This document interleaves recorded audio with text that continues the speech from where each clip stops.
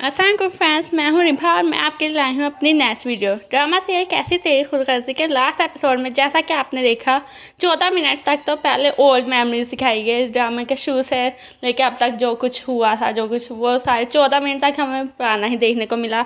उसके बाद हम देखते हैं कि नवाज साहब जो है उन्होंने अपना एक बारजुर्म लिख के दारा को दे दिया था, तो प्रेस कॉन्फ्रेंस हो रही है। वहाँ पर उनका वकील उनका एक बारजुर्म पढ़ के सुनाता है, वो मीडिया के सामने पढ़ता है। वो कहता है कि मैं नवाज़ादा दिलावर, मैंने आज तक दुनिया था बहुत गलत किया। मैंने ज़िंदगी में कत्ल और ज़मीन का गज़ब करना और अगवा इन तीनों जैसे और भी कई जुर्म में मैं मुलविस रहा हूँ।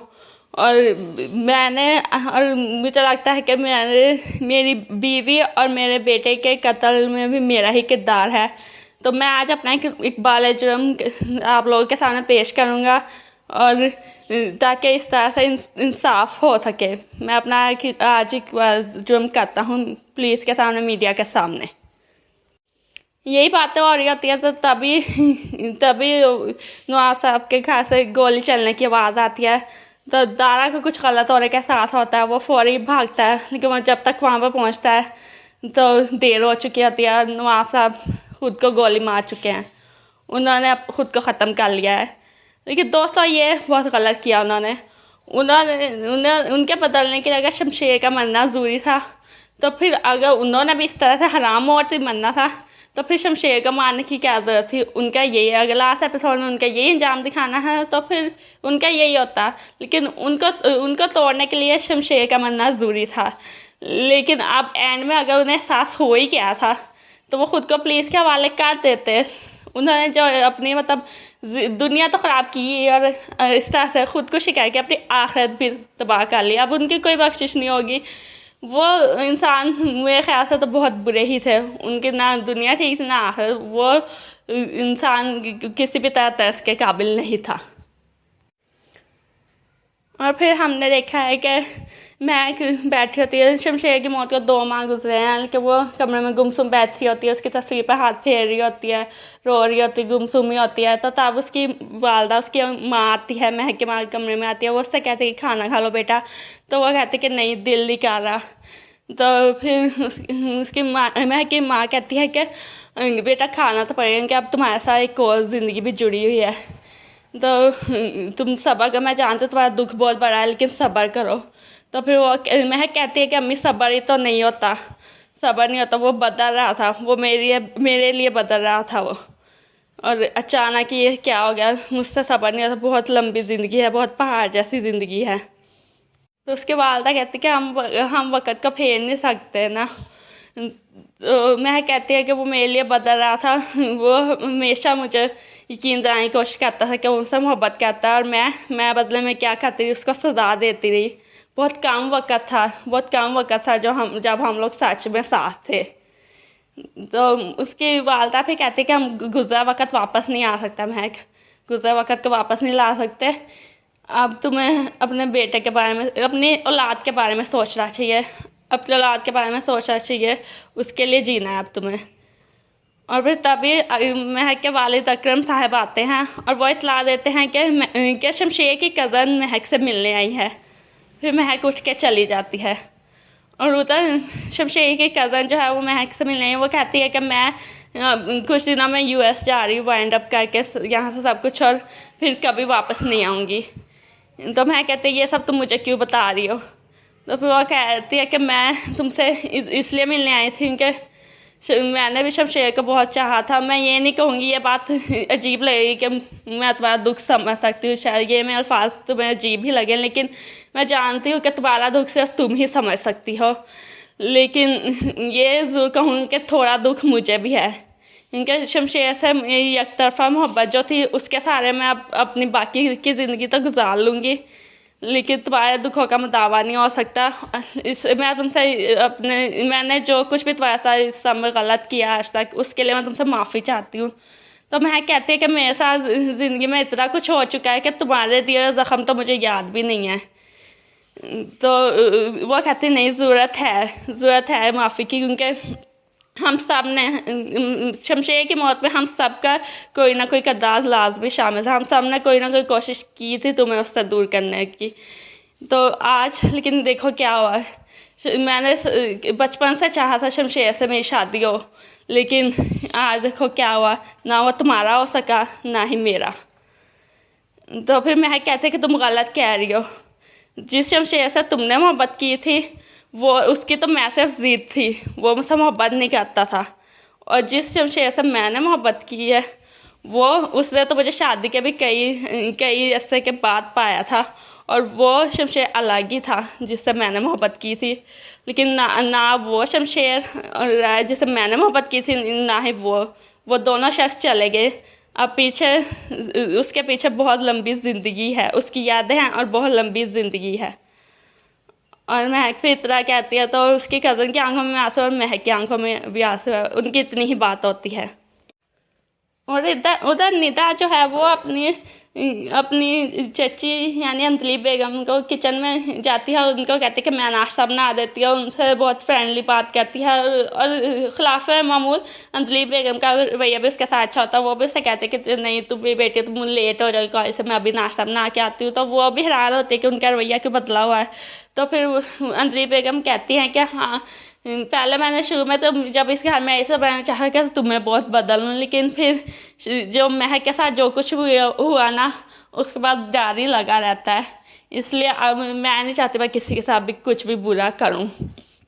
इसलिए अब मैंने तुम्हें दिल से तस्लीम किया और मेरे बेटे को तुम खुश रहने की कोशिश करो। वो उससे ठीक रवैये से बात करती है। और फिर बाहर फिर एहसन होता है, एहसन से भी अंजलि बेगम कहती है कि तुम निदा का ख्याल रखा करो। फिर एहसन जाकर उससे कहता है कि देखो निदा तुमने खुद को बदला और मैं भी खुद को बदलने की कोशिश कर रहा हूँ। निदा हम दोनों के ज़िंदगी में आइडियल्स कुछ और ही थे, लेकिन मुझे लगता है कि अगर हम लोग अपनी ज़िंदगी में आइडियल्स ढूंढने बैठ जाए ना तो ज़िंदगी थका देती है। तो इसके बरक्स हमें जो ज़िंदगी में मिला है अगर हम उसमें खुशी तलाश कर रहे हैं ना तो ज़िंदगी खुद किसी आइडिया से कम नहीं होती है। तो बस मैं तो ऐसा वही ज़िंदगी चाहता हूँ। और फिर नीता भी उसके साथ है, वो दोनों खुश हैं। और उधर वकील साहब नवाब साहब के वकील साहब जो है वो महक और उसके वालिद अकरम साहब को बुलाते हैं। वो नवाब साहब की वीर पढ़ के सुनाना चाहते हैं, उनकी आखिरी जो उन्होंने वसीयत की है वो पढ़ के सुनाना चाहते हैं। और फिर वो बताते हैं कि नवाब साहब ने अपने तमाम जायदाद 6 बंगले और जो भी उनकी प्रॉपर्टीज़ जो भी थी उन सब में सबका 50-50% जो है वो महक के नाम कर दी है, यानी अपनी आधी जायदाद महक के नाम कर दी है। तो महक सुन के हैरान होती है। वो कहते हैं कि आपको लगता है पढ़ने में गलती हुई है, वो ऐसा नहीं कर सकते। लेकिन वकील कहता है कि उन्होंने ऐसा ही किया है और ये वसीयत उन्होंने अपनी ज़िंदगी में ही कर दी थी। तो फिर महक कहते हैं कि मुझे ये सब इसमें से कुछ भी नहीं चाहिए, मैं ये सब चैरिटी को देना चाहूँगी। तो वकील कहता है कि आप एक बार फिर सोच लें, अपने फैसले में नज़रसानी कर लें। तो वो कहती है मेरा आखिरी फैसला है। और फिर वकील कहता है ठीक है मैं आपको फिर पेपर्स लेके आपकी खिदमत में हाजिर हो जाऊँगा। महक ने वो सारी जायदाद नहीं ली, उसने ये सारी चैरिटी को दे दी। लेकिन ये वैसे ठीक ही है क्योंकि अगर इस तरह से चैरिटी को ना देती और वो इस तरह से दौलत की बुनियाद पर शायद उसके औलाद भी कल को वही मगरूर और दूसरा शमशेर ही बनती। उसने ये सही फैसला ही किया है। उसके बाद हमें 3 साल कहानी आगे गुजर जाती है और 3 साल बाद हमें देखने को मिलता है कि महक का बेटा हुआ है जिसका नाम, जैसे कि मेरी प्रेडिक्शन थी कि महक का बेटा होगा और वो उसका नाम शमशेर रखेगी। तो दोस्तों मेरी प्रेडिक्शन दुरुस्त हुई है कि उसने उसका नाम शमशेर ही रखा है। लेकिन एक और इंटरेस्टिंग बात इसमें ये हुई है कि शमशेर जो है नन्ना मुन्ना शमशेर वो भी उसी दिन पैदा हुआ जिस दिन शमशेर पैदा हुआ था। दोनों की बर्थडे एक दिन ही है और आज उसके जो लिटल शमशेर की दूसरी बर्थडे है वो 2 साल का हो गया है। और उसके बर्थडे पार्टी के लिए उसके नाना अकरम साहब उसको उठा के ले जाते हैं और महक भी आने के लिए तैयार है, लेकिन वो फिर रुक जाती है। वो शमशेर की तस्वीर को देख कर रुक जाती है और फिर उसको कहती है कि happy birthday, I miss you, I really miss you. आज हमारा बेटा शमशेर 2 साल का हो गया है।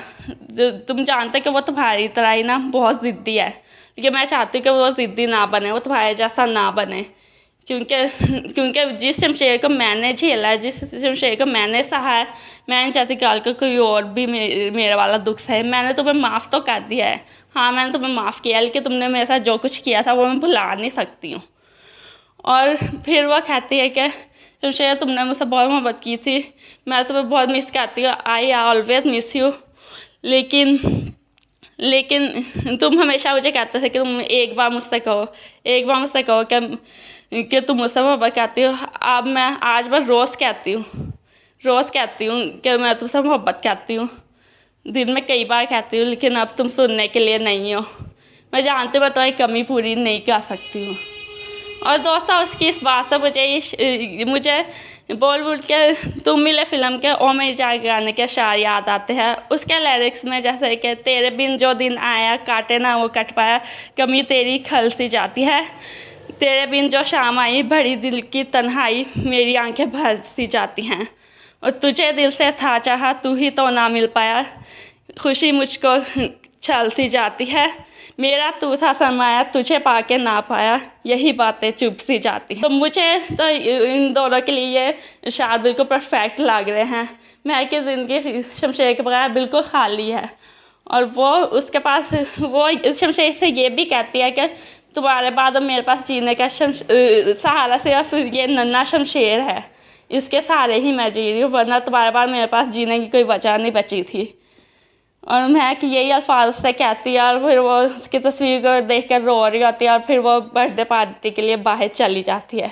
इतना ही देखा है हमने, यही था लास्ट एपिसोड। तो दोस्तों आपको लास्ट एपिसोड कैसा लगा, आप अपनी राय से मुझे ज़रूर आगाह कीजिएगा। मेरे ख्याल से तो ये जो है बाकी चीज़ें तो ठीक थी, लेकिन नवाब साहब की जो इस तरह से खुदकुशी करके मौत, वो मुझे अच्छी नहीं लगी। उनका ऐसा नहीं मानना चाहिए, हार्ट अटैक भी हो सकता था, गम से कुछ भी हो सकता था, इस तरह से उन्होंने जो खुदकुशी किया वो बहुत गलत था।